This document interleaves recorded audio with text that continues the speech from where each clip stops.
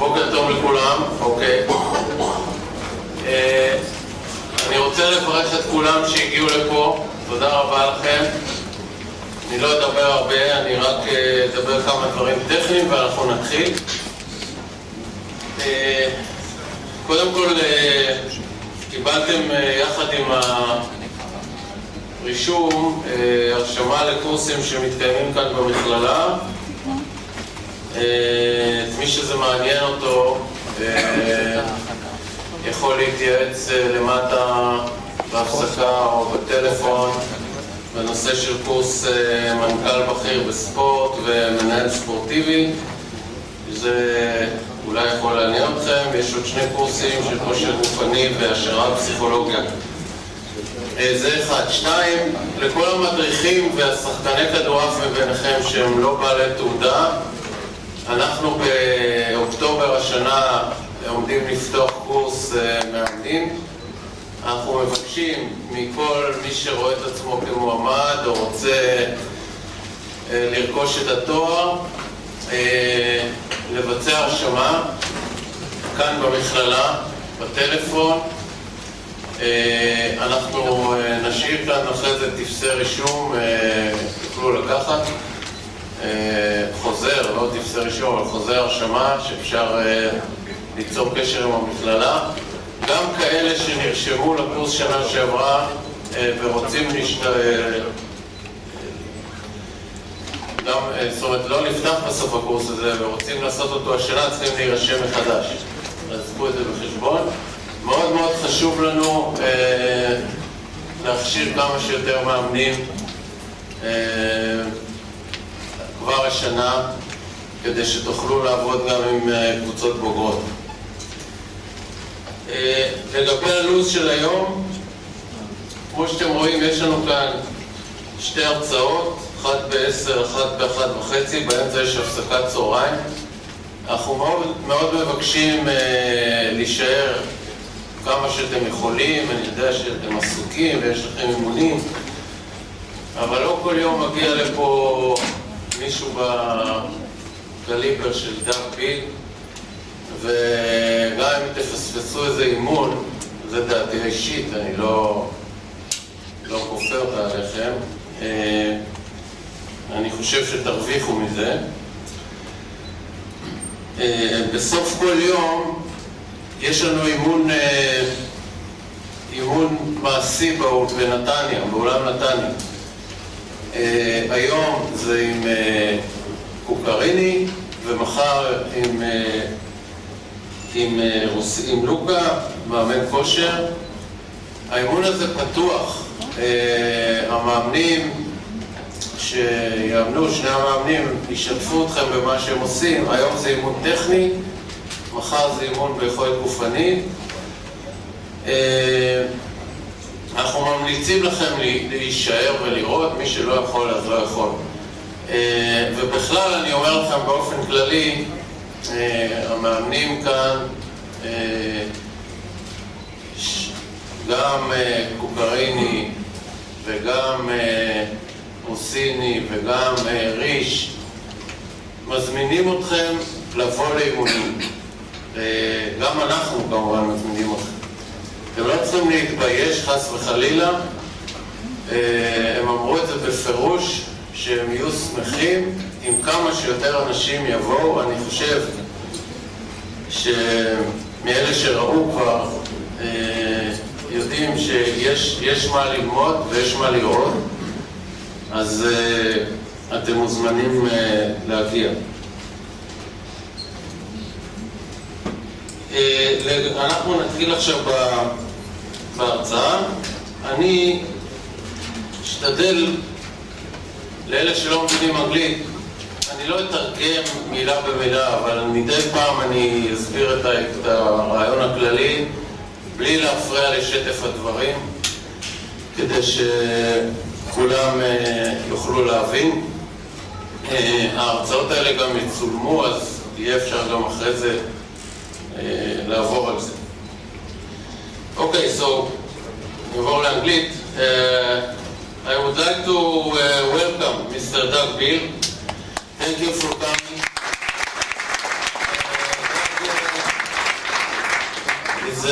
Fame of volleyball, Olympic champion, and one of the, in my opinion, greatest minds of the game.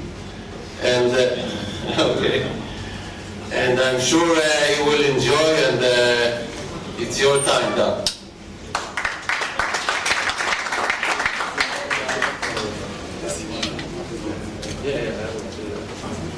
All right, thank you. Can you hear me if I just talk without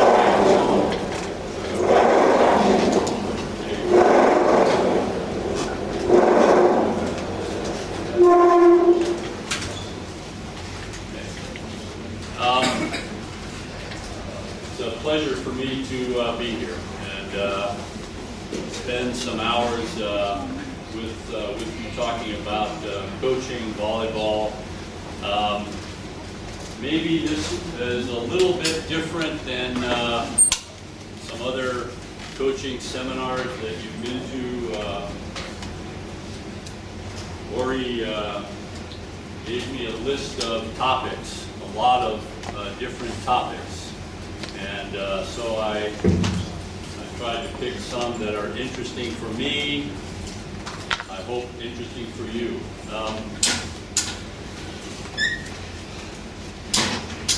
The best way for me to learn, for you to learn, I think, is interaction. So there's nothing you can ask that will be, offensive to me or a problem. You can ask me anything. But maybe I'm going to say I don't know. I don't know the answer. So I'm going to try to cover, or at least begin to cover some topics. We don't have, days and weeks, and some of them are complicated. And then I hope that this morning I have a chance to talk to you about some ideas for an offense that I think is some components of an offense that might be interesting for you to think about in today's game. All right. Everybody's understanding my I will. wonderful Hebrew. דווקא אמר רק שבמילה אחת הוא יעביר את החומרים שזה, ואתם תוכלו לשאול כל שאלה שתרצו. הוא מעדיף שזה יהיה בצורה אינטראקטיבית.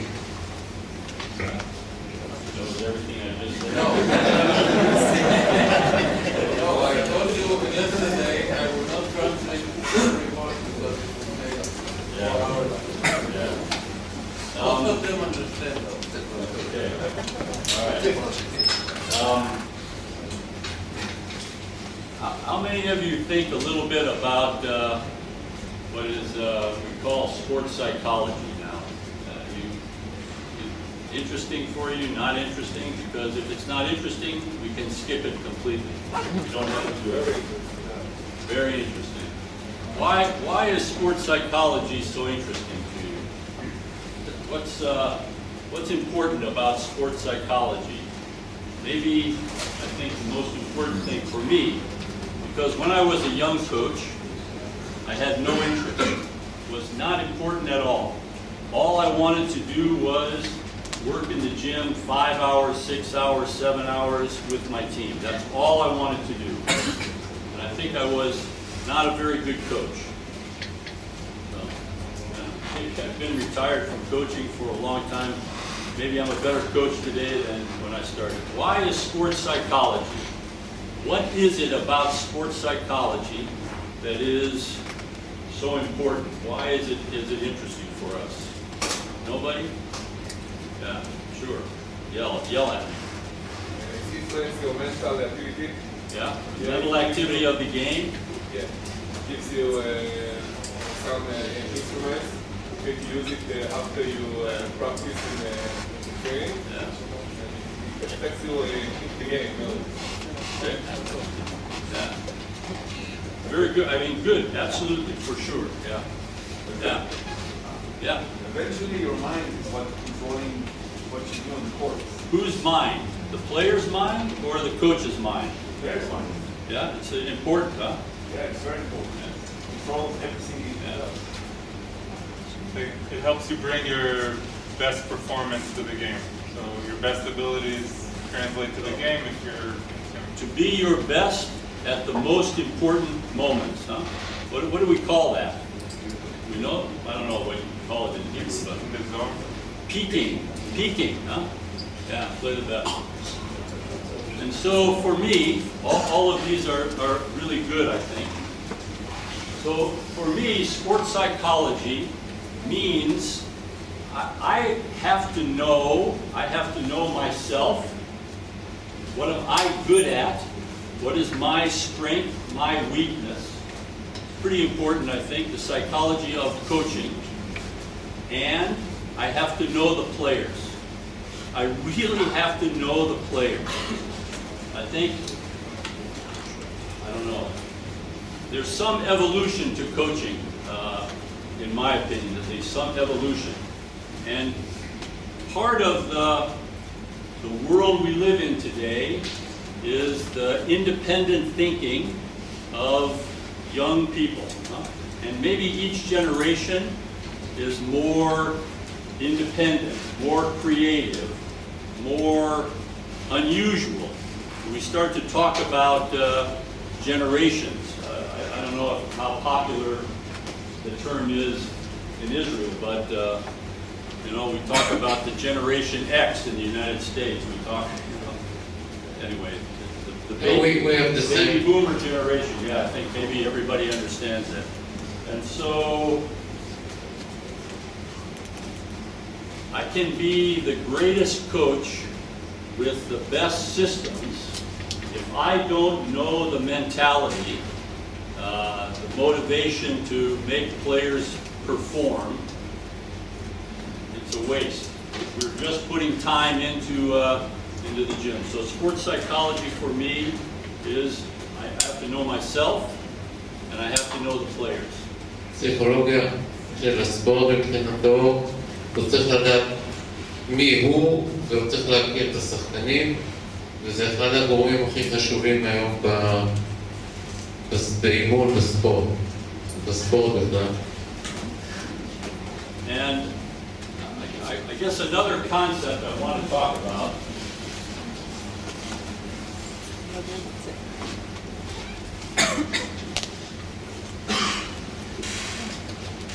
sorry, my writing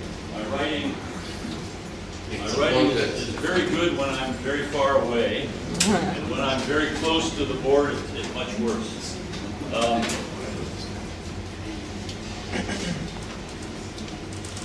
Most of the time, we talk about my responsibility as a coach is to win. I want to win.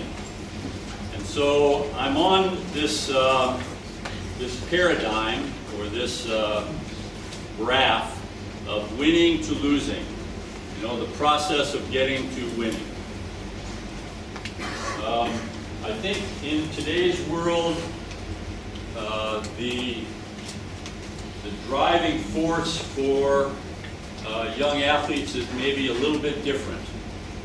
There's all of these, I think we call them external motivators.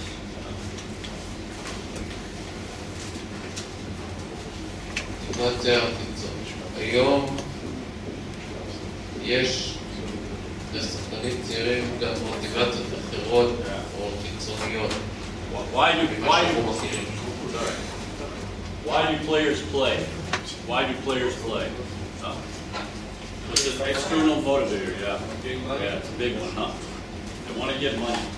Yeah. Or they want to see their name in the newspaper. They want to be on television. They want to sign a sponsorship deal. So these are external motivators, we call it. And it doesn't work for everybody.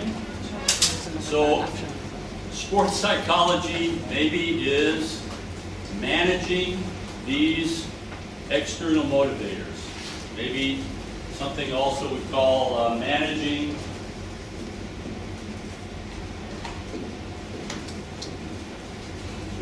expectations.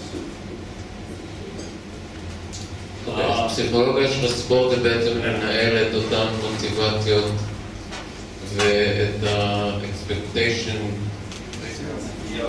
ציפיות, כן, של השחקנים. What does the player expect when they come to your team? What is the objective for the player? It's a challenge. So,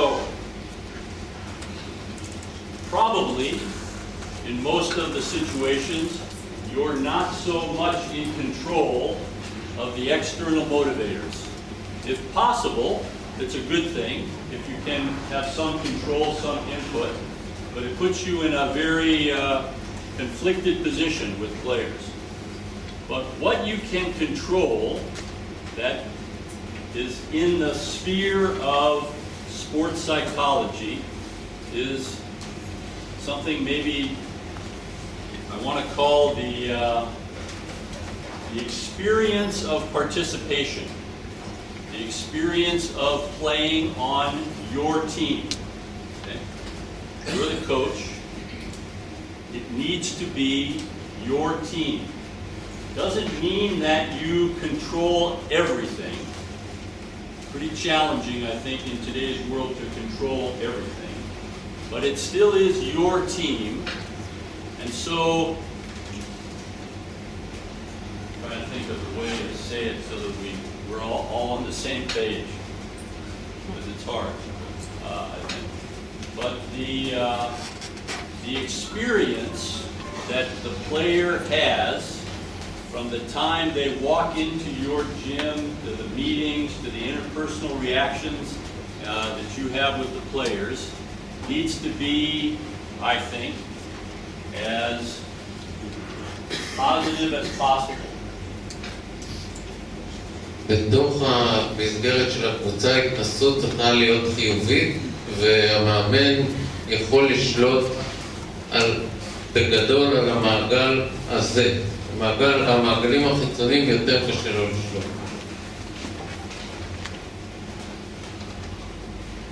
And if you use a sports psychologist or you use outside consultants who are experts in sports psychology, the objective really is to create this positive experience. How do we measure? How do we know that there's a positive experience, that the player wants to come to the practice, the player feels good when they leave the practice, the player feels like at the end of the season they're better than they were at the beginning, they enjoyed the interaction. What do we do to create that kind of an environment? Because that's really what is the intrinsic part that makes the players perform close to, sometimes above, their physical and technical ability. That's really what we're after. האטמוספירה בתוך הקבוצה היא שתקבע את היכולת של השחקנים ברגע האמת, וככל שההתנסות שלהם בתוך המסגרת הזאת תהיה חיובית בכל ההיבטים, אז הסיכוי יהיה שהם ישחקו יותר טוב. That makes sense to anybody? You understand that? What do you do? What do you do to create a positive environment? What do you do to create this excitement for the players to want to play for you, to want to come into your gym? Sure. Make some conversation with the coach and the players, and play with the players, and to do some, go out to a restaurant, be together, maybe to a bar. Okay, stop right there. That's good. Okay.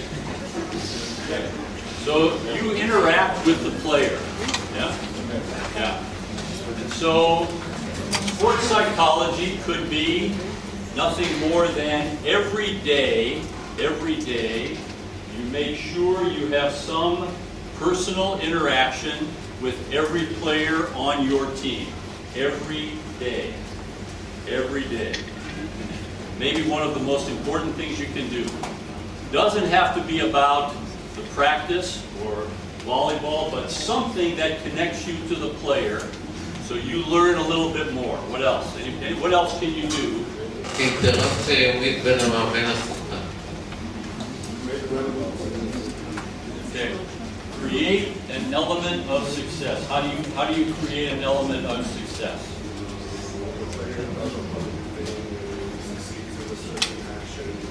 Not necessarily winning total, but succeeding some function, some growth,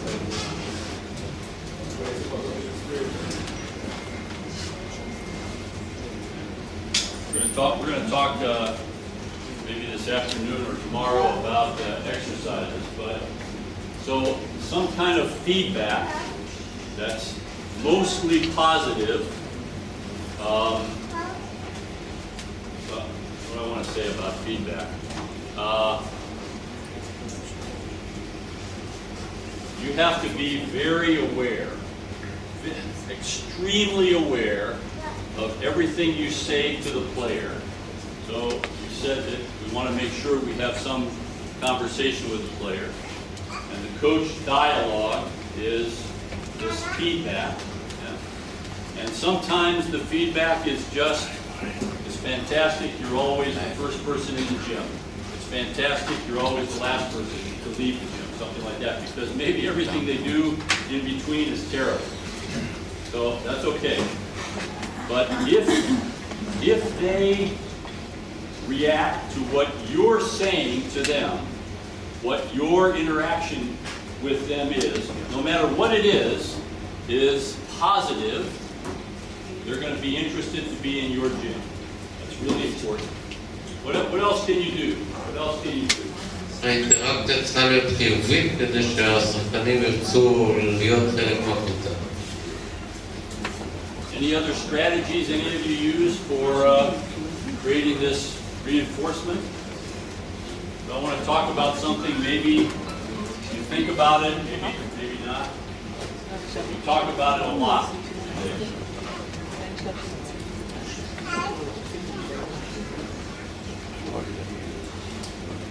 I'm not sure that 10 or 15 years ago we talked about how to create a team culture.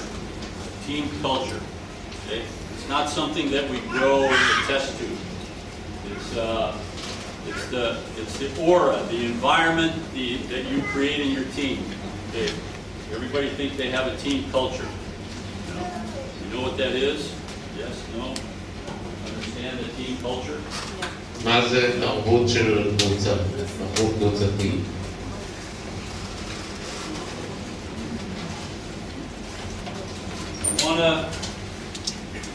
I want to talk to you about a team culture a little bit.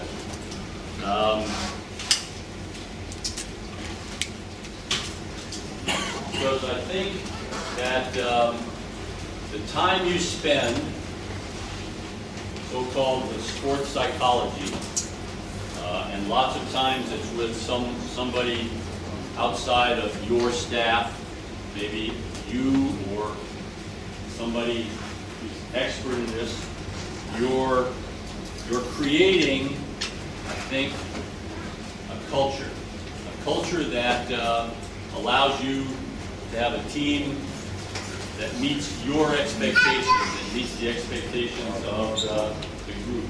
So let me tell you what I think is part of a team culture.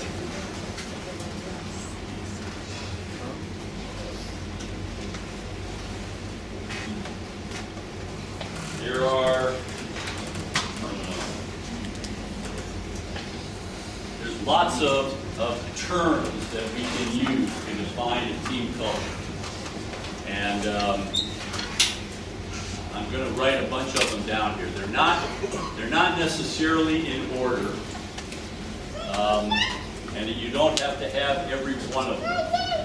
But all of them contribute to putting this team culture together. And it's hard for me to overemphasize, to overstate. In the U.S., our coaches, I think, spend more time to create the team culture than anything else we do. More time to create the team culture. More time than we spend on, I don't know, looking at how the players are playing, than scouting opponents, than talking about systems or tactics. The team culture is, I don't know, maybe the most important thing. So for me it's interesting. בארצות הברית הדבר החשוב ביותר זה לפתח בעצם את התרבות הקבוצתית לפני דברים אחרים. וזה עכשיו רושם חלק מהנושאים שקשורים לפיתוח התרבות הזאת.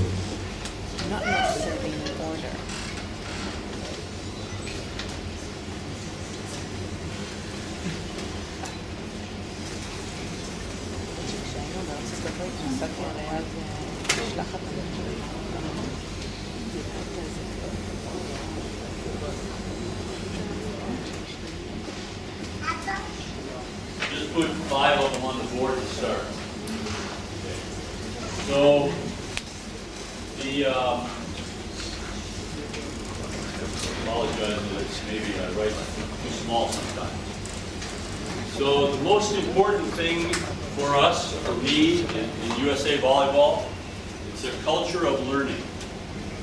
And if the head coach is not committed to that himself or herself, it's impossible to transmit this kind of a culture to the team. But we believe, I think quite strongly, we believe that the coach has to communicate behaviorally, but also verbally, behaviorally, that they're interested in getting better as a coach every day. I want to be a better coach today than I was yesterday. I want to be a better coach tomorrow than I am today. And I don't have all the answers, but if I don't, I'm going to tell you that I don't know, and I'm going to try to find it out. So I'm not going to fool you just because I'm the coach. I'm going to be a better coach because I'm constantly learning. If I can communicate that to the players, to my team, the team can have a culture of learning. Okay? המאמן צריך להוביל את הנושא של הלמידה. הוא קודם כל צריך להראות שהוא רוצה ללמוד ולהתקדם, כי רק ככה הוא יוכל בעצם לתקשר את זה גם לשחקנים, שגם הם ירצו לשחק. I'm sorry that I'm spending a little bit of time on this, but I think it's, I don't know, I'll probably say today and tomorrow many times, this is the most important thing I'm going to say. Probably say that too many times. So it's probably not true. Anyway. But one of the times it will be true. You have to figure it out. If you create an overall culture of learning, so you live it, you believe it, you can transfer it to the players, you can create an environment that we call mindful practice, okay, where the player, no matter what drill or exercise you're in, the player's thinking about how they can improve from the performance earlier in practice, yesterday. They're focused on getting better, not just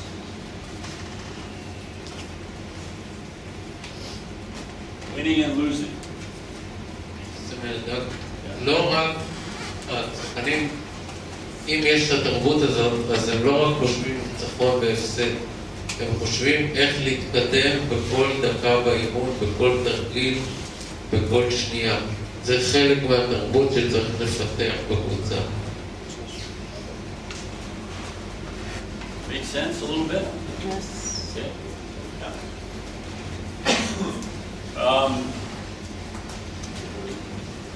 Trying to think of a couple of other ways I can talk to you about this idea of learning. I think we've had lots of really good coaches in the United States. I think we're very lucky. But I think there are lots of countries around the world that can say the same thing.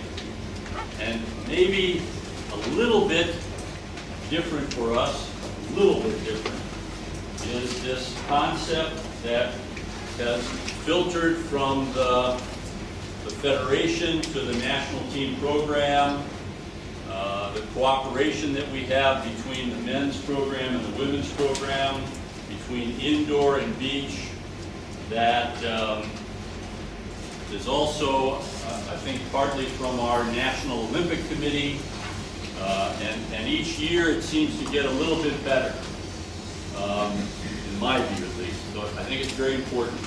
And this overall culture that we try to highlight of learning, if you get the leaders, the coaches to buy in, to really commit themselves to this, it means everything, I think. And I'm gonna talk a little bit about how I think it translates in some of the other topics that we're going to cover.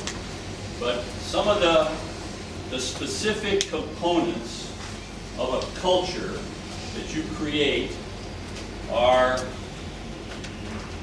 the commitment of the athletes. You know, how do you define commitment? So each of you in your world, in your environment, you define what commitment means. But you have to be pretty specific about it, I think. But that's part of this culture of learning, I think. חלק מהתרבות הזאת זה מחויבות של השחקנים, זה סעיף הראשון. Individual responsibility. אחריות אישית. How do you measure or communicate or define individual responsibility for your players and your coaches and everybody connected to your program? Accountability. It means that the coach is accountable. If the coach is accountable, it's pretty easy to get the athletes to be accountable. It doesn't mean every time there's a bad play, you know, my fault, we get this growth. But the accountability for learning. So please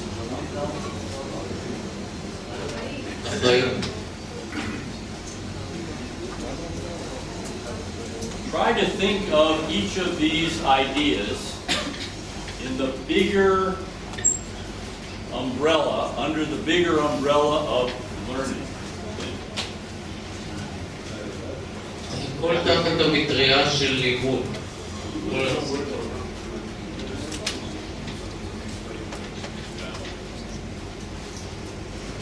Accountability means each person is responsible for their own action. It's not. Right.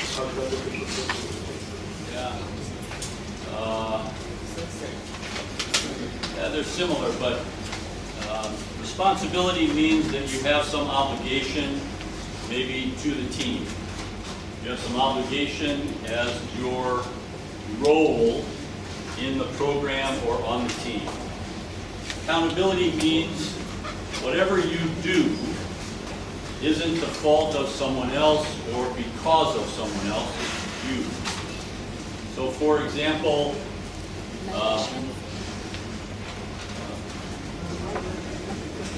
do you have players that say to you, don't worry about how I practice. I'm going to be much better in the game. Practice is not so important. Or I'm a different person outside of your gym than inside. I have different relationships. I pay attention to things differently, things like that. I think it's not true. I think you're the same person outside as inside. I think you're the same person in your relationship with family than you are with your teammates. Something like that. So I'm going to put 5 more on board here in a minute. 5 more things. So maybe one of the ways to think of accountability is personal responsibility rather than responsibility to the group as a whole. So, אחריות אישית, לעומת אחריות לקבוצה, שזה סעיף 2. אחריות אישית זה סעיף 3.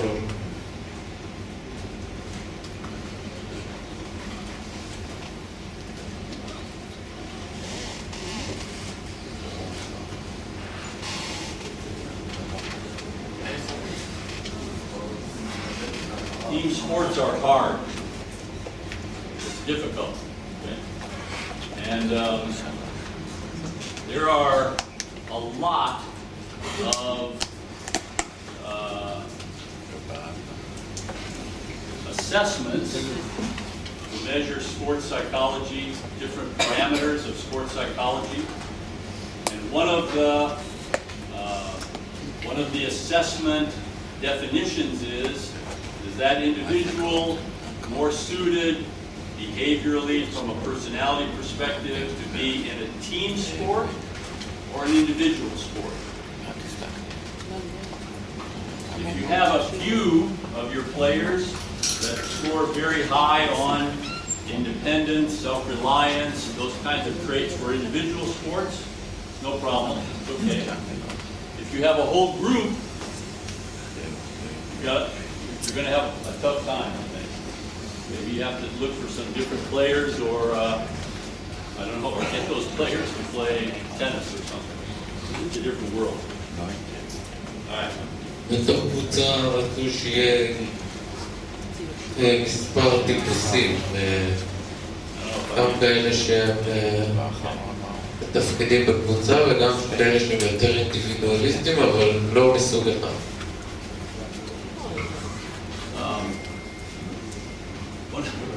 One of the things that I said at the beginning is I don't necessarily have the answer for every question. I'll give you an answer. It may not be the right answer, but we give it. All right, another one is integrity. Integrity. We'd like to have a high degree of integrity in the program. We have to know how to define what that means for us in our world. Respect.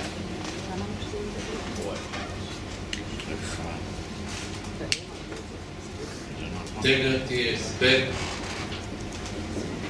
Respect doesn't have to mean I like this person.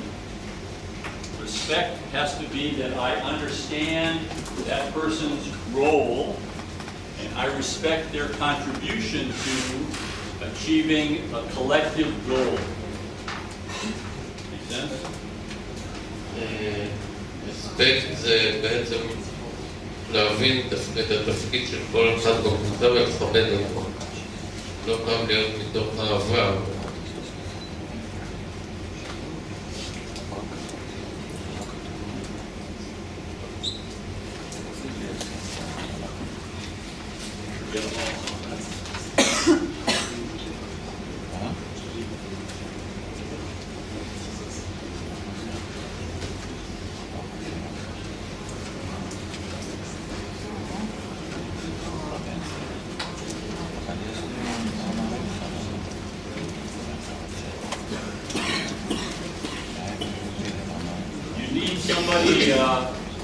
Somebody much smarter than me, who's a sports psychologist, to tell you a complete definition of all these terms, but they're all pretty important, I think, in the collective culture you're trying to develop of learning. A high degree of trust. How do we create trust? You have to think about for you. Leadership.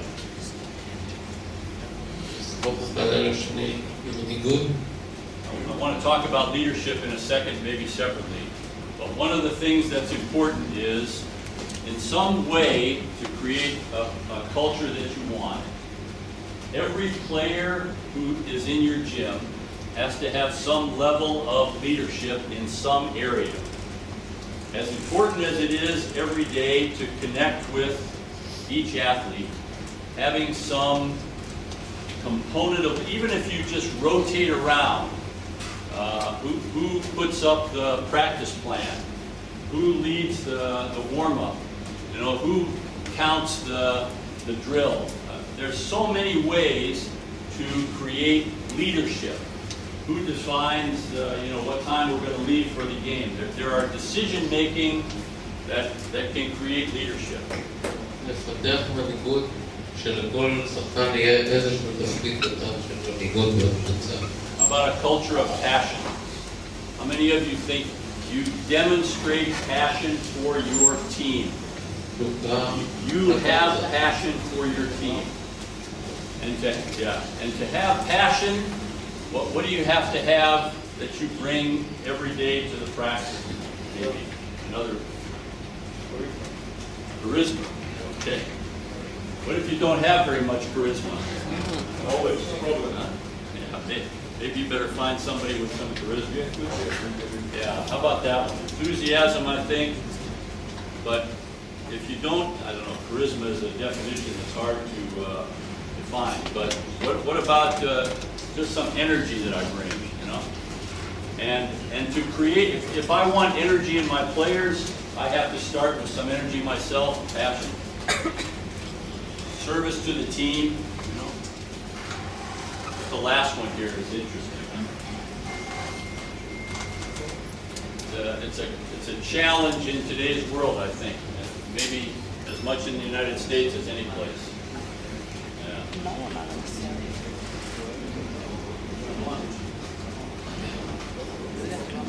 What do you mean by service? Yeah, service to the broader objective of the group. I think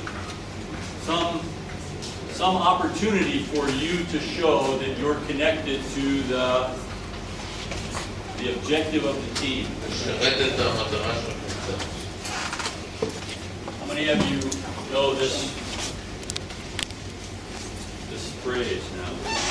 There's no I in team. You see it in locker rooms. In the United States, it's maybe one of the most common phrase. Yeah. I think in today's world, at least in the United States, this doesn't work anymore. Maybe service and humility are challenges, especially with current generations, because there's so much money involved in sport, increasing all the time. Even in your country, in my country, even for the sports that are not so high profile, but it's going up all the time. And we talked about the extrinsic motivators, so it's a challenge to create a culture of service and humility. You build this when you coach kids and stuff, but you know, the American way to coach, but then in a professional athlete, like in basketball, in football, in baseball, everywhere, the American game is one-on-one, and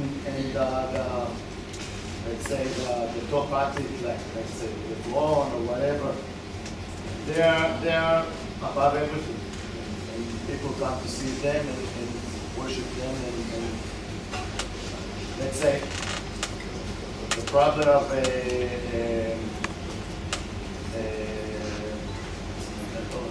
David Black in Cleveland is that he wants to play team. And it's growing because you know, understand what I'm saying? It's completely in conflict. Yeah. Yeah, absolutely. I didn't explain it. It's not a problem to explain it. You just explained it. The problem is, how do you solve it? How do you go beyond that? I think it's a big challenge for sure. Yeah. Because, and I guess that's what I was alluding to when I say that this phrase is sort of anachronistic. I don't know. Does that make sense? Anachronistic in today's world. On the one hand, we want to build this culture of the team. The culture of learning, the culture with as many of these characteristics as possible. On the other hand, we have the real world we live in, with television, sponsors, media attention, money, contracts, etc. Yeah. I don't know, what do you think? What's the answer? What's part of the answer for you? From Georgetown, or whatever. Yeah.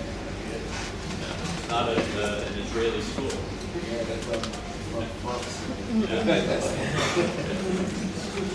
What do you think the answer is, though? How can we reach some accommodation of this evolution of our world? And I would argue that this is okay, that we're going toward this culture of more money, more television, more media exposure, more publicity, more sponsors. Because if we want volleyball to go to this point, wherever we are here, we want to go here, we have to be in the real world. We have to operate in the real world. And if we want to compete with, what are the popular sports in Israel? Football, basketball, handball, team, whatever. If we want to be above or equal or get closer, we have to operate in the real world. But we also need this culture for our team to be successful. Your team, my team, whatever team you're coaching. Whether it's a school team, a club team, the national team. We need this culture. What's the reality? How can the football club in the United States, the New England Patriots, you know that? Maybe a lot of you know it. With Tom Brady, who's 39 years old, and he's won, I don't know, 5 Super Bowls, and he makes, $50 million a year. How do you balance that with the culture that they developed in New England with that team? What do you have? How do you do that? How do you do that? Make people understand that they will benefit as a person more as a team than a person who athlete. Because he plays a team sport, he has to find a balance. He will start, but to cope with the rest of the team. The New England, the team is big benefit. Great. So let me answer this, and then you also. Okay, so part of the answer, I think, is exactly what you're saying. Nothing is perfect, so we try to find some balance. And remember that we talked, I think we said, team sports are hard. Some may be harder than others, but to be available to take advantage of these personal opportunities, at some level, we need team success. At some level. Doesn't be maybe equal, but so we have to sell that as part of the team culture. כדי ששחקן כוכב יצליח, הוא צריך את הקבוצה, וזה בחלק מהמקרים, ברוב המקרים, וזה מה שצריך לקבור לו, כדי שהוא יהיה בתוך התרבות הקבוצתית. And I would argue something else, I think.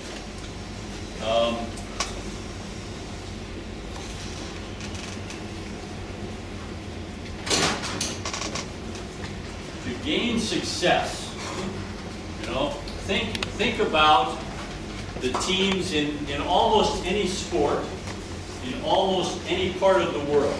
Not perfect, it's not perfect, but think about the teams that have achieved at a high level,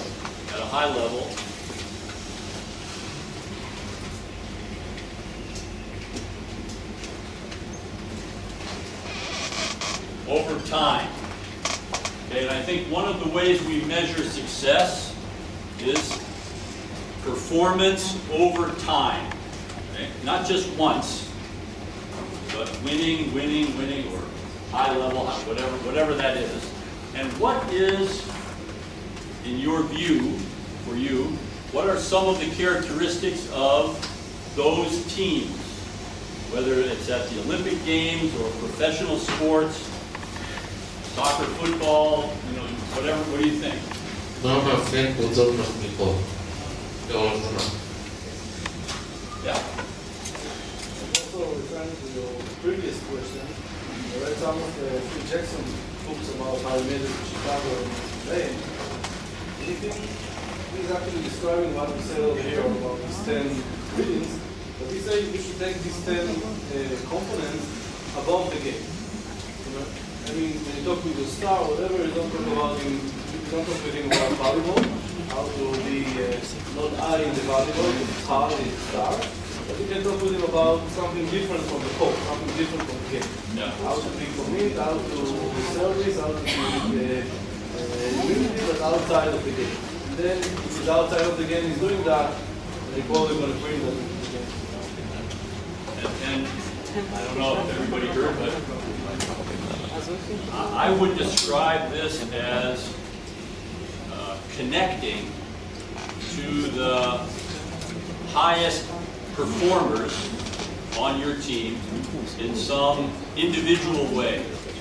Okay? And remember, we talked about at the beginning, I think you were saying, if I'm the coach, I want to connect to every single player every day about something. It doesn't have to be the sport, the team. And maybe if it's Michael Jordan, maybe I'm going to connect a little bit more with him. Or Tom Brady, maybe a little bit more. Okay, that's really important.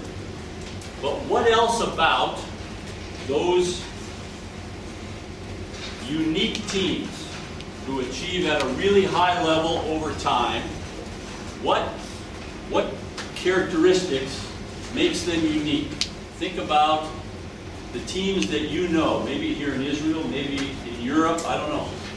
Because I think they have something else, probably several things that are pretty unique about them, yeah.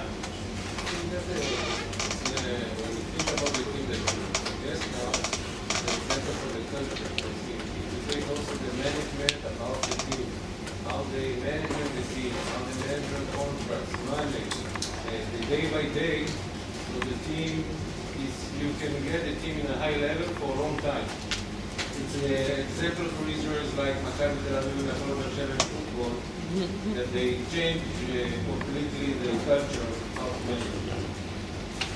Leadership. Okay, yeah. Very important. Okay. So I agree with this, I think this is really important. So for me, I want to call that top-down consistency. Okay? Top-down consistency. And so it's not just a coach, it's not just the assistant coach, it's not just the manager, it's not just the CEO, I don't know, whatever, you know, the leadership of the team. It's the whole organization. So top-down consistency of the whole organization. And maybe you said leadership. So there has to be some consistency or regulation, lack of changes in the leadership. Something is staying the same. Somebody said about the New England Patriots, it's about Belichick, the coach. And Phil Jackson was the coach for Lakers and the Bulls for a long time. So there's some consistency that permeates these teams. What else about that? Anything else occur to you about these teams? Yeah. All the atmosphere of the athlete, all the psychologists, physiologists, the massage man, must be supported to the players to invest a lot of money and instruments. Yeah. I'm going to talk about something else in a second, but I think one of the things we would call this is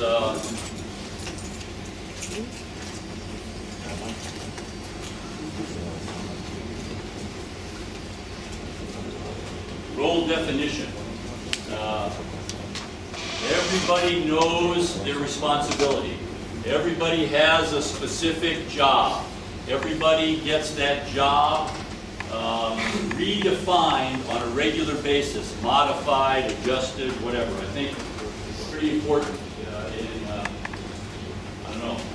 in a successful organization. And please remember, team sports are really hard. Really hard. You have to blend a lot of personalities. Okay. And one other thing I think you said. So we have this conflict between an ever-evolving attitude by younger generations who are responding to electronic media, the immediacy of rewards, shorter attention span, more money, more opportunity for them to gain, personal success as opposed to team success, and what we'd like to see for the team, and what's part of the answer? There is no answer. Yeah, there is no answer. We do the best we can with the environment that we have. And so, I don't know, at some level,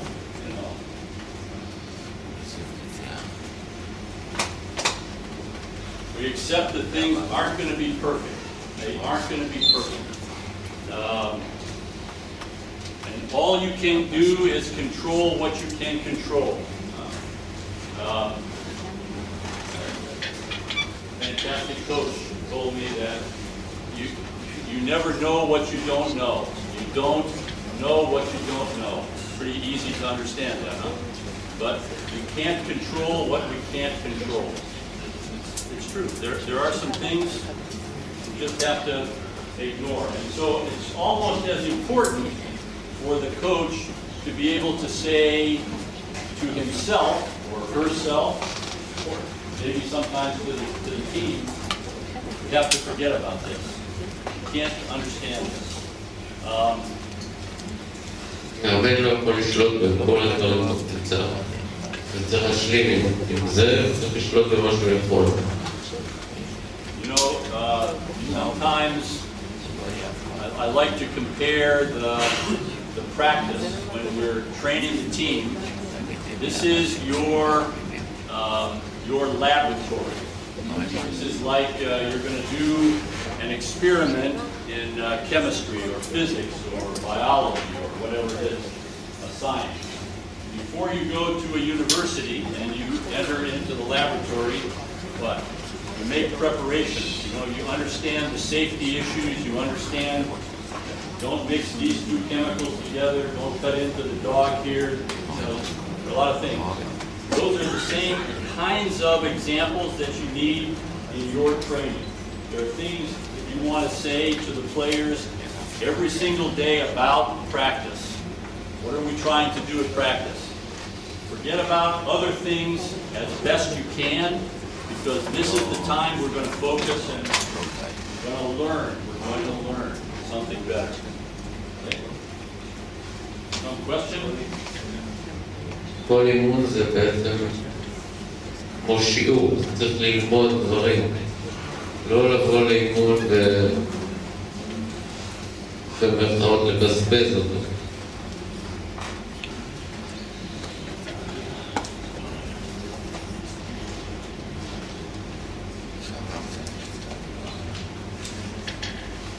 too many places here.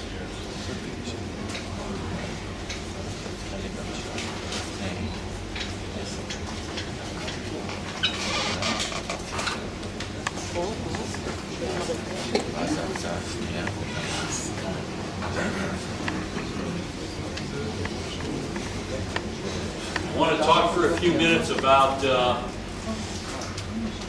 psychology of great performers. The psychology, the sports psychology of great performers.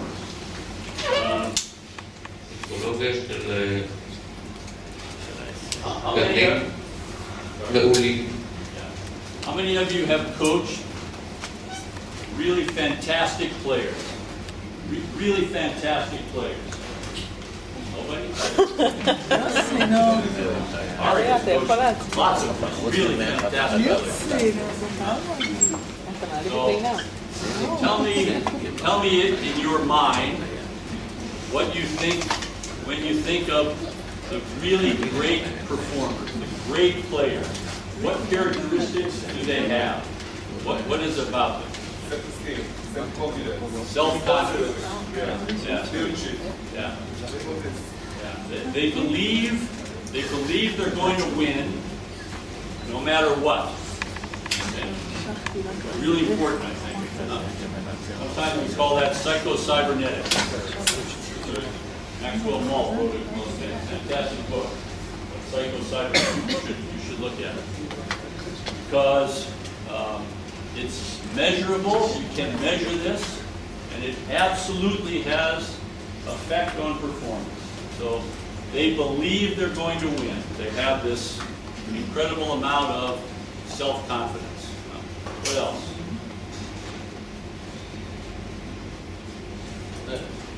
What other traits? Sorry. Yeah. They're relentless.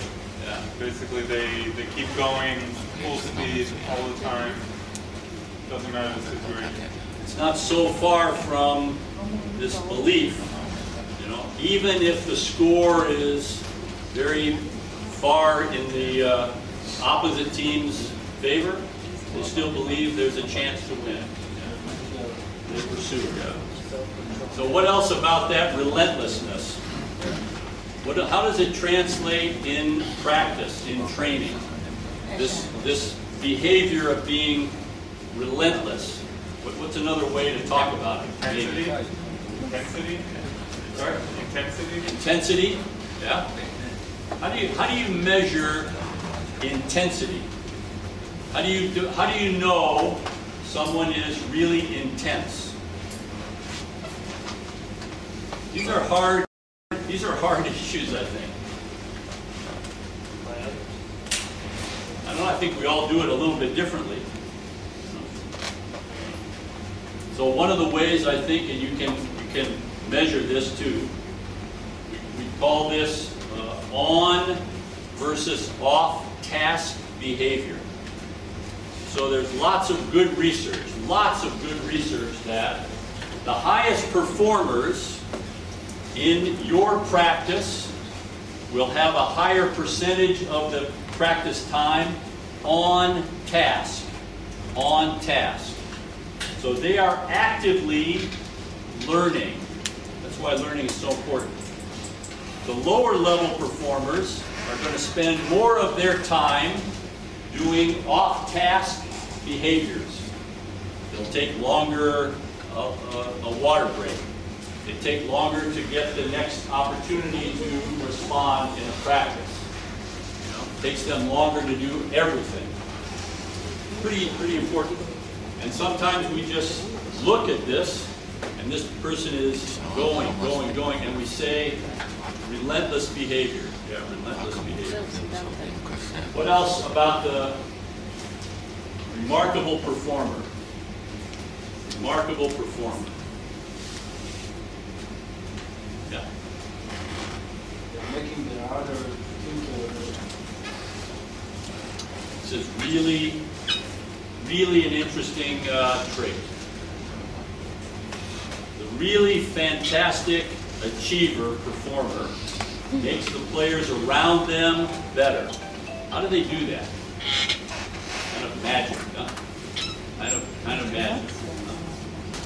what else do we call this, maybe, or other ways to define it? Because I think it's true, and it's really relatively easy to measure this, especially in a team sport, because we have lots of opportunities to change the groups in an exercise.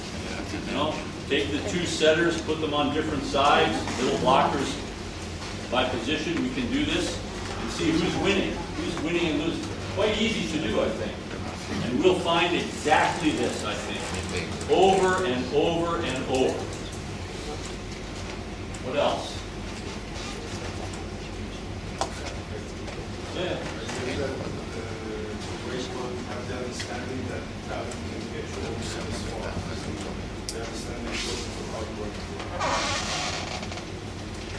So they see, maybe, they see something we call the big picture. Yeah. Maybe they understand intuitively how to make this team a better team. Sometimes what we call that maybe, okay. Yeah.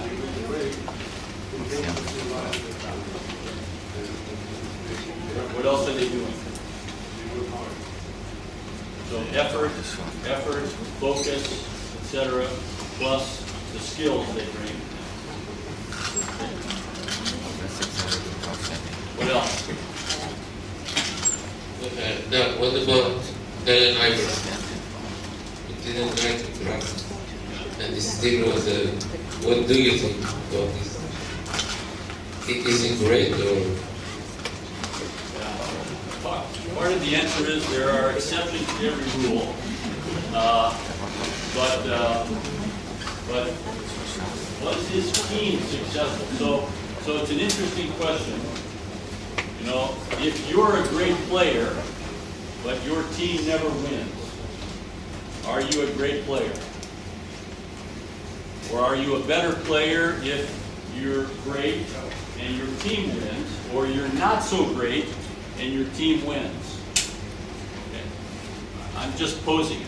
I don't think there's an answer to it. Yeah. Because for sure there are fantastic players who don't win because of the environment, the situation, etc., etc. But I'm thinking of one other, I think, very overriding trait or characteristic that really great players exhibit. There's probably many others. Yeah. They enjoy it. They feel like they were born to this moment, and they want to be there. They never get nervous or panicked, and they feel this is the right moment, the right time to be. I want to be here. I absolutely agree with that.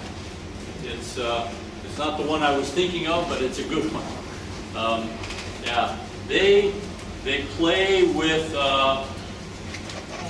spirit, a joy, and excitement about the game. They love to play.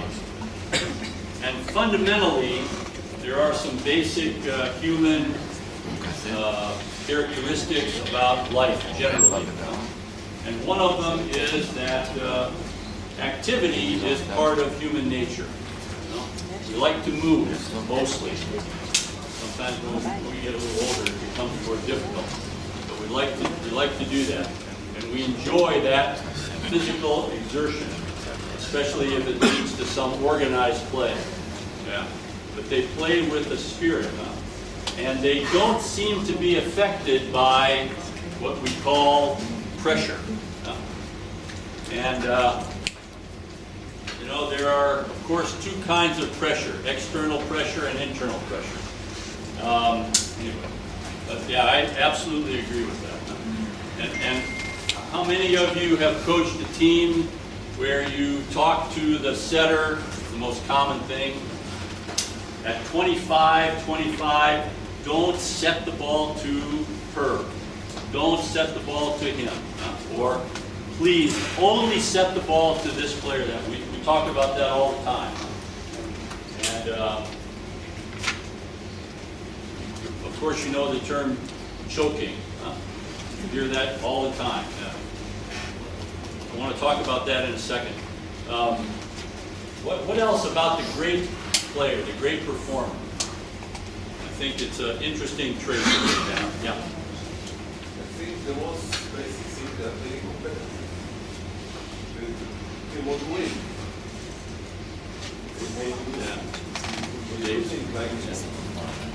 I think you're right there. They're very competitive. Okay, that's not so easy to define what that means, competitive. And they hate to lose.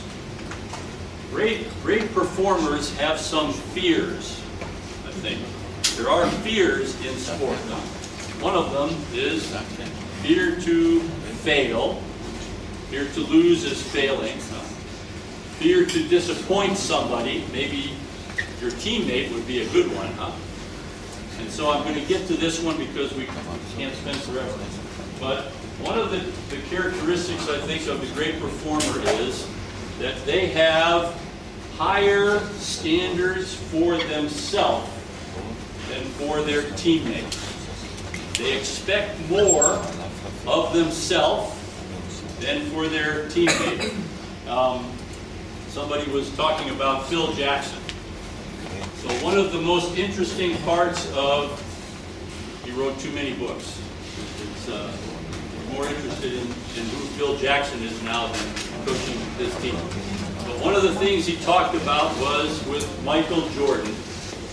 He was better in practice than in any games.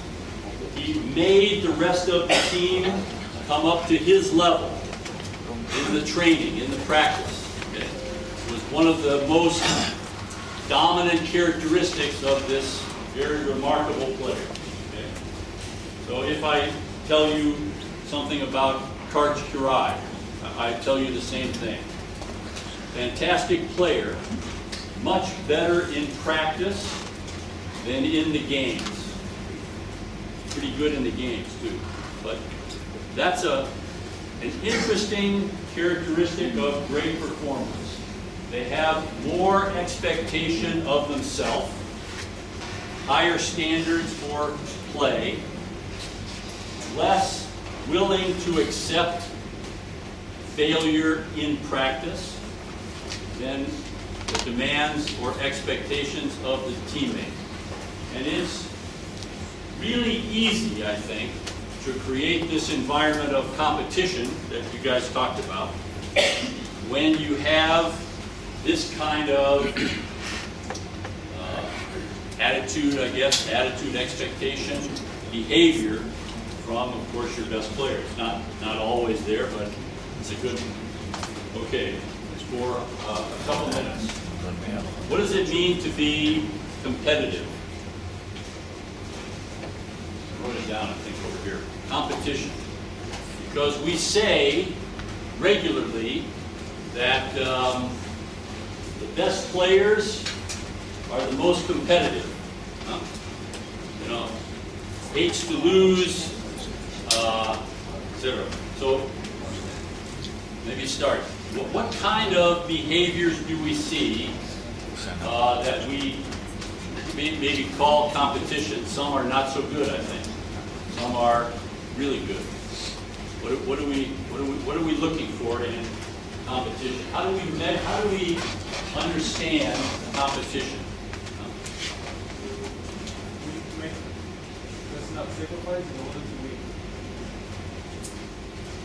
That's probably a good one. Maybe I would say, maybe I wouldn't say, because I think what you're getting at is willing to do almost anything to win, including, if we use that, to what? Stretch the rules, bend the rules, go around the rules. Yeah, I'm not so sure that's great, but it certainly exists a lot. There are so many examples in the media every day about drug issues alone, behavioral issues with athletes. You know, it goes on and on and on. It's a sad part of sport. What else about competition? What do you think is what you would like to see in your athletes from a competitive perspective? From a competitive perspective. How do we want to define competition? We want it, I think. You want your athletes to be really competitive. How do we get to that point? How do we measure that? Yeah. Maybe it will be enthusiastic to the players, and you give them some motivated to be the best in the team, and to invest for yourself so you can know your level, but the other players will be better than you, and this is the main purpose of the game. So one of the ways I think that you're describing is measure performance. Measure performance as much as you possibly can. I'd like to say to you, measure everything. Score everything.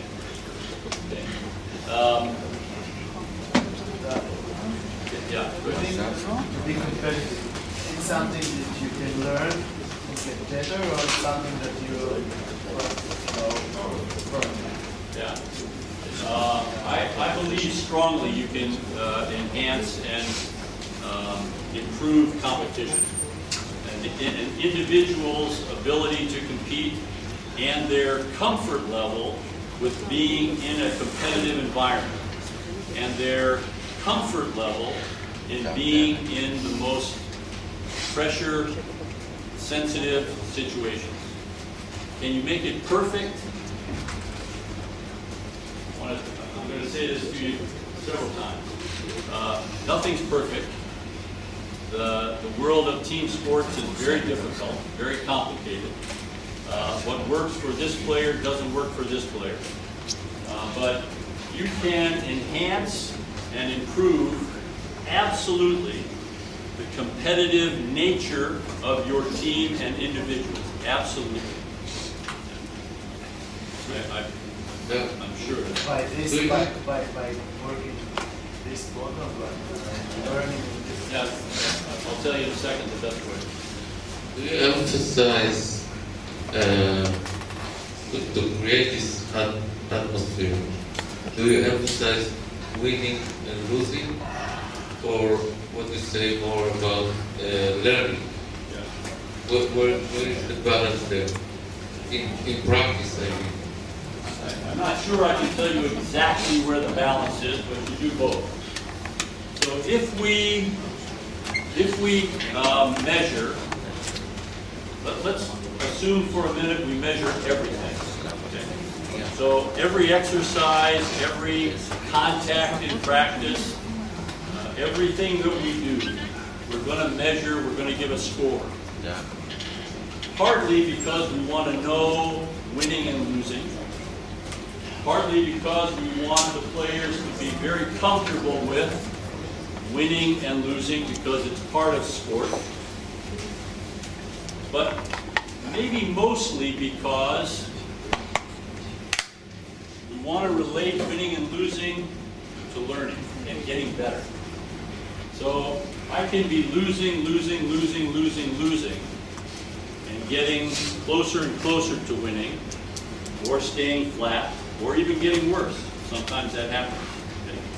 Learning is not a straight line.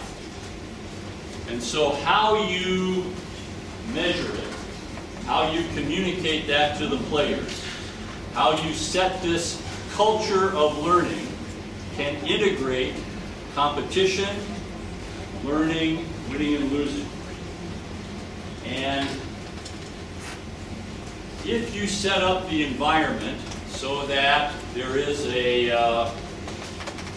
commonality, I'm not sure if that word is going to translate, but a commonality of goals and expectations for your team. It's not a threatening environment. It's an environment of learning. Not going to be perfect for everyone. And we say, all things being equal, this is, I think, the best way to structure a positive culture.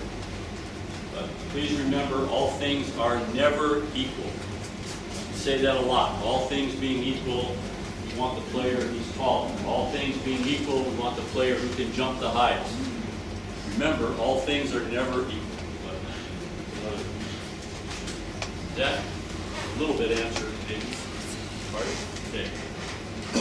What else about competition? Any other thoughts before we talk about system of play? Competition is hard to define. I think there's a couple of other traits that are important for me for competition. I think that competition means respecting your opponent. Competition means respecting the game. Competition means respecting the outcome of the game. Competition means understanding that the process of getting better. Competition means all of those things, but it's a challenging issue in today's world. Any other questions about that? You want to stand up for 2 minutes? You don't want to stand up. You decide this. All right. All right. No, only if you need some break. No, I'm perfect.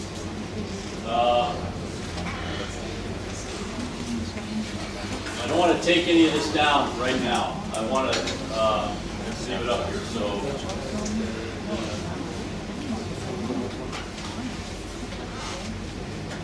I want to talk to you because I want to make sure that at least a little bit I talk about system and tactics.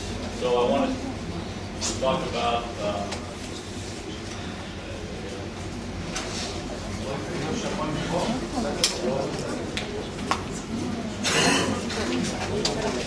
נדבר עכשיו על התקפה.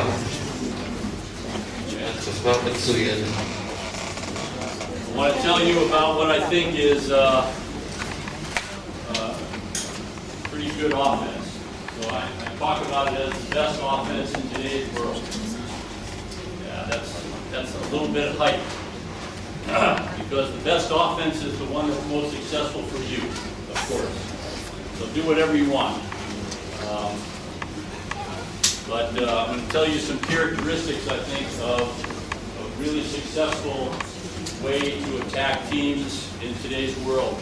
How many of you coach women here? How many? תרים מיד מישהו מאמן כדור. הוא לא כפול. זהו. So, one of the things that's happening for sure in the world today is the way women are playing is becoming much closer to men. There's really some remarkable, I think, advances in the level and the competitiveness of the world, not in the individual team. כדורעף נשים מתקרב לכדורעף גברים. For women particularly. And I think it's really easy to see that just in the last 4 years between the Olympic Games in London and the Olympic Games in Rio. Change for women was dramatic, I think. Really dramatic, maybe more than in any other time period. And the physicality, the engagement in the tactics that were taken, certainly from the men, but also the way women have played the way the game's been played for quite a while. It's taken to just a much higher level, whether it's back row attack, serving, quick attack, lots of changes. And if you look at the teams that were in the semifinal round in London, two of them weren't even in the top 10 in Rio. So just a dramatic change. And so not everything I'm going to tell you is going to be equally applicable for both men and women, but it's some principles that I think are pretty strong. And so, okay, we have to think of a couple of things here to create the best offense in today's world. One is speed. אוקיי. המרכיבים של ההתקפה שצריכה להיות היום זה מהירות. Use the entire net. להשתמש בכל הרשת. We have to increase the amount of time we're in system. להגדיל כמה שיותר את משך הזמן שאנחנו מבצעים פעולות מתוכננות.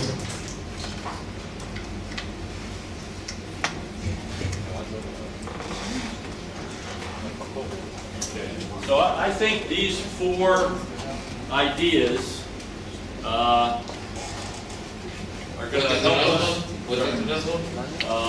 challenge the weak blockers. That right. להקיף או להשתמש או לזהות מי זה, איפה החסימה של השם. Okay, so these are sort of the principles that I start with when I'm trying to think of what I'm going to do to make the best offense that I can make in today's world, and I'll tell you how they fit into that offense. So we're going to try to be as fast as we can, because speed wins. Write that down. Really important. Speed wins. מהירות מנצחת. Speed wins. בהתקפה. There are almost no teams winning medals that aren't playing very fast right now. So speed wins. רק קבוצות מהירות היום מצליחות לנצח. So second, we have to be good at some level. We have to be good at some level to attack the entire length of the net, from antenna to antenna. Not always in the front row, but back row we have to be good. Okay, that's important. להשתמש בכל רוחב הרשת. And the third one probably is the most important for me. Almost all coaches, all of you, are going to train your team in these two categories. You're going to say when we are in system, good reception, and when we're out of system, not such a good reception. Huh? But you can't define it for me. You can't define it for me very specifically, and it changes based on how good your setter is, or setters, and how well you can attack in two areas, back row and with your quick hitter. You follow me? This is really important. Just a second. In system, זאת אומרת, בתוך התבנית ומחוץ לתבנית, זה תלוי גם ברמת המנחיתים וברמת המוסרים. לא, קבלה זה ברור, אני אומר, גם קבלה גרועה, אם מוסר טוב, זה יכול להיות עם סיסטם, או עם מנחית אמצע טוב, זה מה שהוא קובע. אוקיי. Do you think that's a true statement, or does anybody want to argue with me? That's okay, I'm good to argue. I don't want to argue. All right. And the fourth principle is, as much as possible, I'd like to challenge the opponent's weakest blockers. Gotta make some sense of it. Who's the weakest blocker? The setter. Where's the setter blocking? Most of the time. In this center. Who said that center? Left side. Is that up? Position 2 most of the time. I don't know. Again, remember the term, all things being equal, but they're never always equal. Anyway, yeah, I think in many cases, not all, but in many cases, the setter's blocking in 2, the setter, if they're not your weakest blocker, that's a good thing for you, but maybe bad for some other player. Anyway, just it's a starting principle, okay? But the most important one is this one. החשוב ביותר זה להיות כמה שיותר אינסistent. So if my offense can be something I like from a wide range of quality of reception. I should be better than your team if your team is in system less than my team. Does that, do you understand that? Yeah. So how do we increase being in system or in rhythm? But I think in system is the right term. How do we increase being in system? We can't talk about just being better at reception. We're going to be what we're going to be. So whatever that is, I want to get my offense to grow. I want to have a better offense. So, okay. So number one, what? I got to train the heck out of my setters. Okay, for sure, I have to do that. Whether I have 1, 2, 3, I don't care how many setters you have. I've got to train my setters to be really good. I have to spend more time with my setters, probably than any other player. לאמן יותר את המוסרים ביחס לשחקנים אחרים, כדי להיות in system כמה שיותר פעם. And not only do I have to train them technically and delivering the ball, I have to train them to make good decisions. And so one of the things we want to talk about לאמן אותם בקבלת החלטות, חוץ מבטח.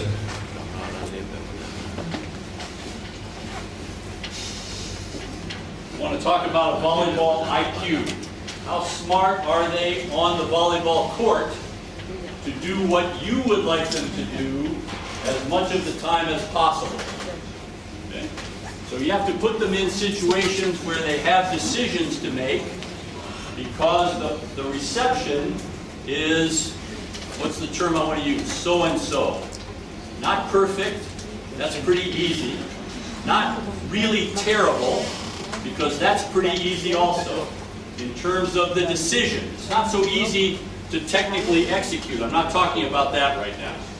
I'm talking about the decision we make. תאמן קבלת החלטות בכדור שהוא לא מושלם, ומצד אחד זה גם לא קטסטרופה שאין מה לעשות איתו, אלא כדור שהוא איפשהו שם באמצע, ואז נדרשת קבלת החלטה על ידי המוסר.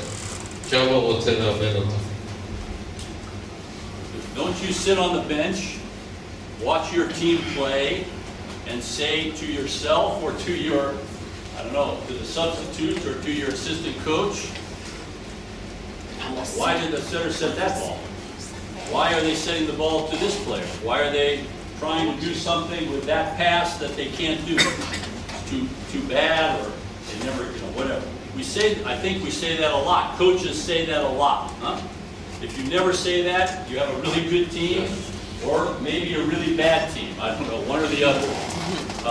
But we say that a lot, and it's because of this volleyball IQ. And you would like for the setter to make the decision that you see on the sidelines, because you see pretty easily a lot more than the players see who are actually in the game. Anyway. You understand. So, תקבל את ההחלטה שאתה כמאמן היית מקבל באותה סיטואציה. צריך לאמן אותו לזה. Don't you mean that you need to get the right decision, not the wrong decision? Boy, hopefully it's pretty close though. Yeah. Or maybe you should be coaching another sport. I don't know. It's hard, but I understand. Yeah. Okay, so how do we get in system more often? How do we get in system more often?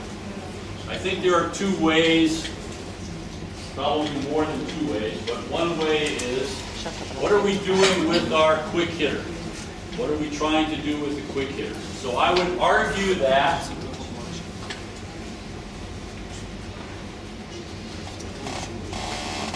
so here's the net. Meter line, yeah.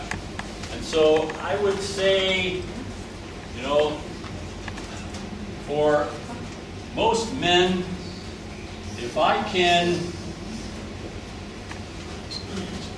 try to attack somewhere in this area, maybe we call it a gap, maybe we call it a wide, quick, away from the setter, farther away from the setter, maybe between two blockers, maybe. That's a little bit more difficult, I think, to define. But if I can do this more often than this, if this is the setter, that's a really good pass, huh? A really good pass. לאמן יותר קצב ראשון רחוק מהמוסר, מאשר קרוב למוסר,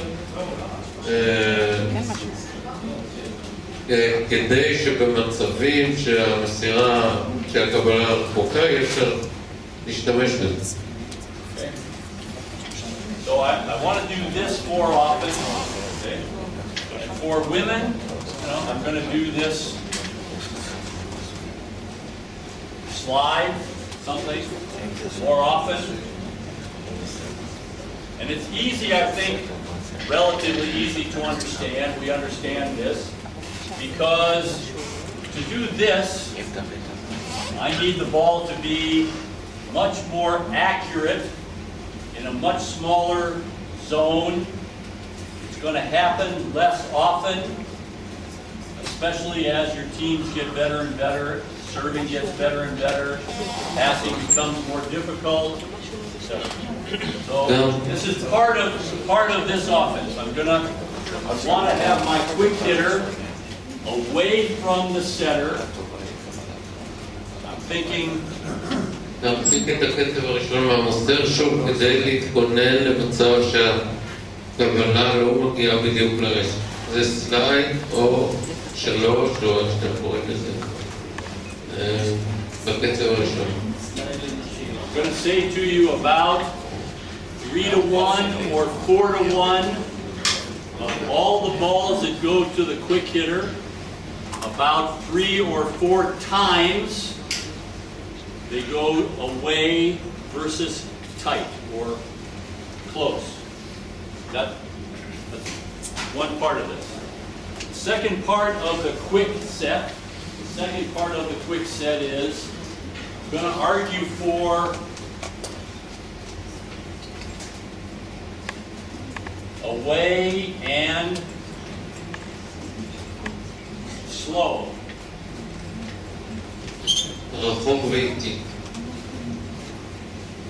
Do you understand that, what I'm saying? So it's not a really fast, quick set.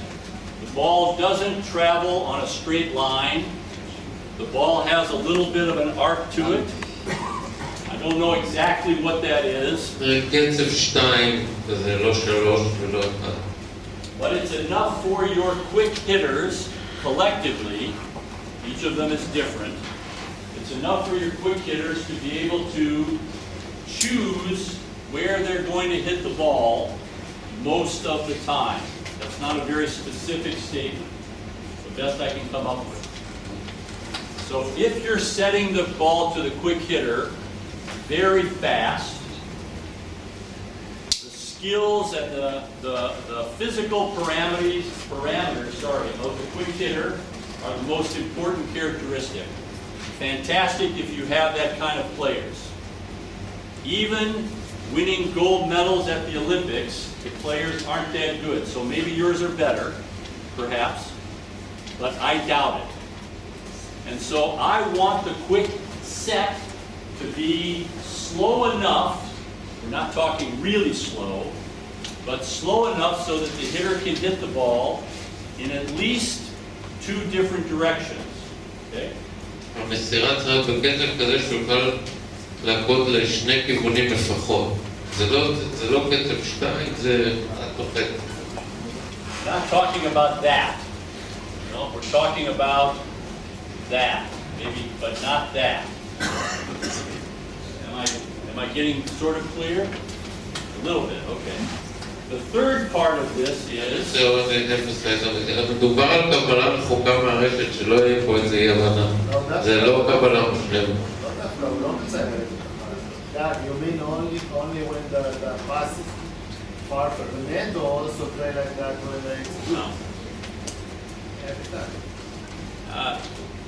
We're probably not doing anything every time, but most of the time, yeah. I'm thinking more than 75, 80% of the time. I want the ability of the quick hitter, and it's going to be different for this quick hitter, for this quick hitter, for this. That's why the setter is so important. Why? Because there's no help with the outside blocker in the middle. Okay. Don't jump too far ahead of me here. But okay, then the next part of this is I want to train the quick hitter here to hit the ball in this direction most of the time. So we talk about this cross line. And I'm not as sure about this for the slide for women, but I think probably similar. But they have to hit it in both directions. So why do we want to hit it this way? In one. Okay. Who's this player? Or it might be the opposite player, yeah. Okay. Yeah. Both of them are the worst blockers on the team. Most teams, the worst. You had a question? Somebody? No? Okay. The opposite is the opposite. Yeah, lots of teams. Yeah. But you're Really? interested only in hitting, right? Biggest, but the worst. Remember, you want bigger players, all things being equal. All things are never equal. You remember that? Okay. So, this also, so these are the three things that we talked about. Hit away, slow, hit the ball cross body into zone 1. Because we're putting pressure on the blocker in position 2, we want them to have to deal with 2 hitters. All right, the next part of this offense is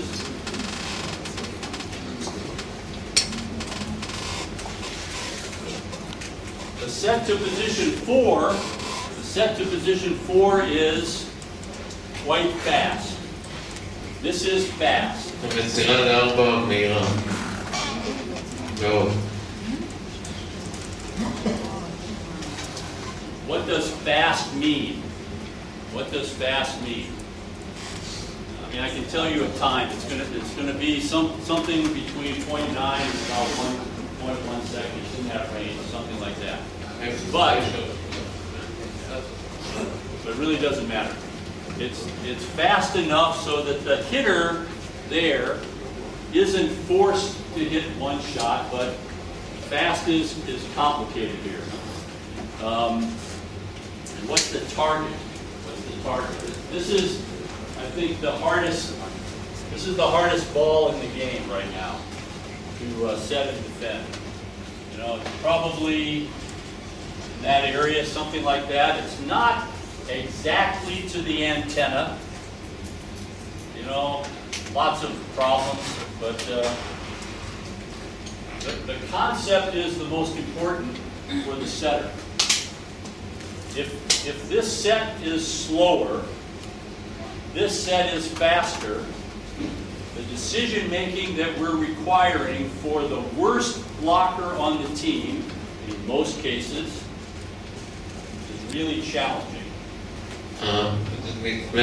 אם הקצב הראשון טיפה יותר איטי והמסירה ל4 מהירה, אז אנחנו מכריחים את החוסם הגרוע של הקבוצה השנייה לקבל החלטות שיהיה לו קשה לקבל אותו, וגם ככה הוא החוסם הגרוע. Makes some sense? Here's the other part of this, of course. I can do this from this area, this area, this area, you know, depends on how successfully, effectively you train your setter. אפשר לעשות את זה בכל העיגול שהוא צייר כדי להגדיל שוב פעם את ה-in system. So we've expanded what I think is our offense in system. In system. That's really the objective. We want to do something that puts us in rhythm, in system, as much as possible. So, 2 other parts to the offense. two other parts to the offense.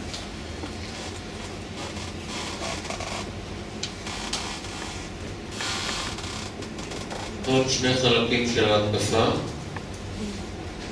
Actually, three.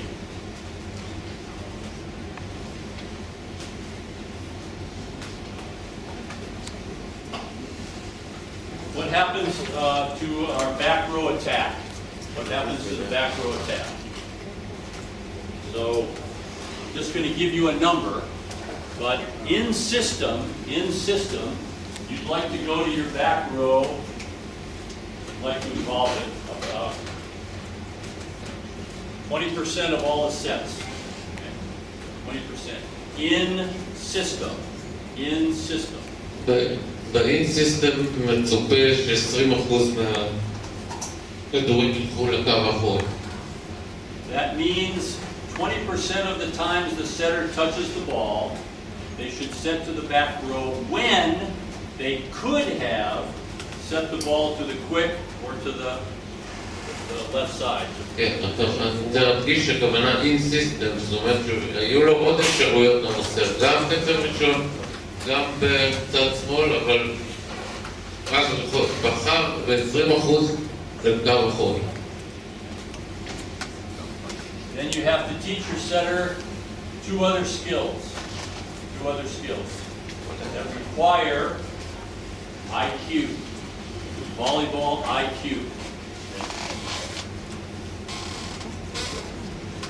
They have to be able to set the long distance, which means from position 4 to position 2, position 2 to position 4, when they have the ability to control the ball. Okay? I don't know when that is. Depends on your setter. They have to be able to do that. צריך להתאמן כדי להיות מסוגל למסור את הכדור מ-2 ל-4 ומ-4 ל-2. So the ball is here. The ball is here. Could be here, here, here, but from here to here, from here to here. They have to be able to do that. And in today's game, that's a required ability for the setter. It's required ability. זה סוג של מס למוסר היום, שהם מסוגל לעשות את זה. And the last point of this is, what's your solution when the pass, the reception, is very close to the hitter on one side or the other?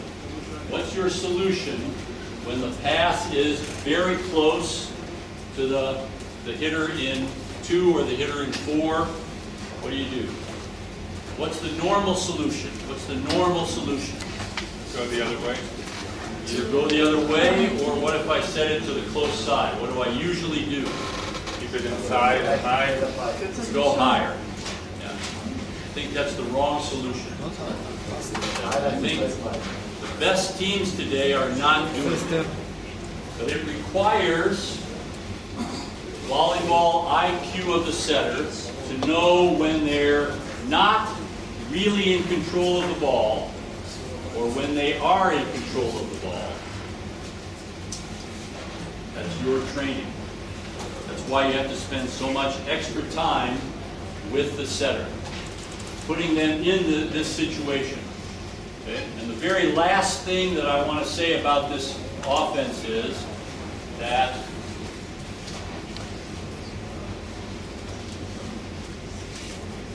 hitters' communication is really an important part.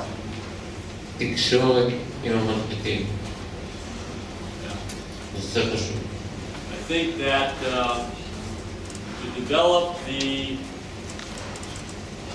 mindset or the ability for the setter to know that the hitter is available and expecting what the setter is going to deliver is, of course, always critical, but it's maybe more critical in an era where the serve is perhaps the dominant action in the game. There you go. Not in Israel. Well, not in Israel. No, 7. Can be the most dominant in a negative way also. Maybe. Question you have? Yeah. What kind of communication? What kind of? Yeah. Verbal. Yeah. Verbal. Yeah. We talked about what's called the close say not going hard, but what is what is your organization of the best solution? Yeah, that I start to talk about a lot of different things. The solution is that this set, when you're close, probably 2 meters, 3 meters away, something like that. We're talking about a 2-step set, maybe less than a 2-step set, maybe 1.5. It's almost the same set as to the quick hitter. When the setter has the ability to also set the long set. If you can't threaten with that, probably a little bit slower. But in almost every case, let me back up. Sorry, let me back up a little bit. Who is responsible for the success of your attack? What do you think? Who is responsible for the success of the attack? Hitter. Setter? The hitter? Coach. I think this is an interesting issue, because, I don't know, 30 years ago or maybe more, it was almost entirely the hitter. The ball is in the air, it's quite a long time, relatively, the block has got more time. The hitter has to learn to hit the ball with a good block. They have to have a lot of range, solutions, etc. I think we went through a phase where the responsibility was shifted away to the setter. The setter is going to set the ball to maybe some combination play, but very fast to the quick hitter. Reception was not so difficult as it is today. A lot of responsibility on the setter. So what I like is if we can balance the responsibility. Okay? And the best way to do that is to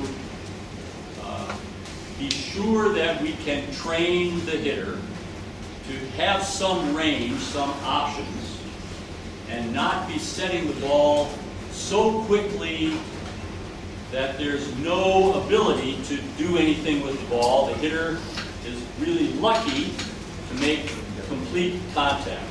Okay? מהירות המסירה בחוץ צריכה להיות דרך שתאפשר גם למנחית איזשהם אופציות בהתקפה. שם נקבע פחות או יותר הקצב. לא יהיה מהר כל כך שישאר רק אופציה אחת. And for sure there are times when the ball is going to be delivered very fast and the hitter will not have a lot of opportunity to change the direction. Just get my hand almost, my swing almost begins before the setter releases the ball. I want to reduce that number a lot. So I want to have some shared responsibility, but we're still going very fast. Okay? Because the ability of the blockers, really the ability of the players broadly to deal with speed has become really good at a high level because they see it all the time. So the game is being played at a higher level, faster. So to become comfortable with this is good. So it's not that there will be no blockers. There will be a blocker there, maybe 2, maybe 3, but they won't be in a great position. So the hitter, we want to give the hitter some ability to do something with the ball, I think, most of the time. Coach has very little to do with that. And about the slides by women, and if they are getting closer to the men, they're stuck in for type of position one. They're still using it. Yeah. Is it change? Yeah, I think it is going to change. Actually, I think that I think the best women's teams right now hit out of the back row more from the middle, range in the middle of the court. And I think the very best women's teams, when you look at the team performance, the statistics, it's pretty difficult if I don't tell you this is men or women. I think it's becoming more difficult for you to say, oh, this is a women's match or this is a men's match. They're pretty close at the very highest level. And so maybe, you know, certainly less back row from position one, the D, called the D or whatever. But from the middle, almost the same. Quick, almost the same. Left side, almost the same. We're going to talk about some statistics, I don't know if today or tomorrow, but Still playing slide, right? they're still playing slide, yeah. But maybe three different types of slide. Not very much D, some. Mostly in transition. The best teams, I think, are doing that. And the slide D is no different than tight quick dip. It's the same. In fact, I don't know, maybe better. You have longer distance to hit the ball, so it's a little bit easier to play, I think, in some respects. And that's no different than some men's teams that run red D or right side in position 2 fast. But not as common, not as common. Questions? Another question? Yeah. Yeah. What about, do you use inside sets? Like instead of going all the way out to the antenna, keep it in to keep the blocker off balance? I can tell you, for sure you see it. You see it, a certain amount of time. I think it's a little bit more common in the women's game. And certainly there's some differences in the quickness of movement, the blocker's ability to react to that. I think you see a few individual men doing it. You don't see it as part of a significant part of the attack of a particular team. Very unusual. Yeah. And if the team is a pretty good blocking team, or they're perceptive, they read block, terrible play. And one of the problems is that it dictates exactly where the hitter's going to hit the ball most of the time. Not all the time. So it's not something I'm particularly crazy about.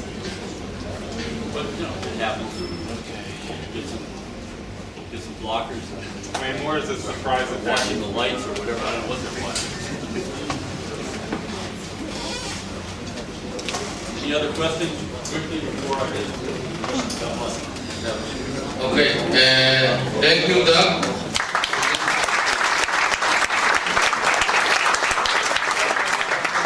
Very interesting thing to